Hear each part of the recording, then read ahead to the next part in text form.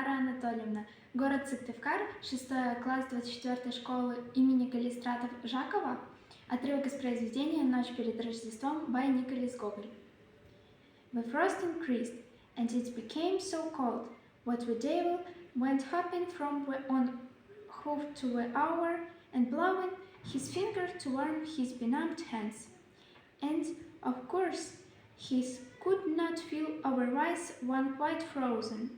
All day long, he did nothing but saunter about hell, where, as everybody knows, it is by no means so cold as in our winter air, and where, with his cap on his head and standing before a furnace as if really a cook, he felt as much pleasure in roasting sinners as peasant's wife feels at frying sausages for Christmas. Thank you.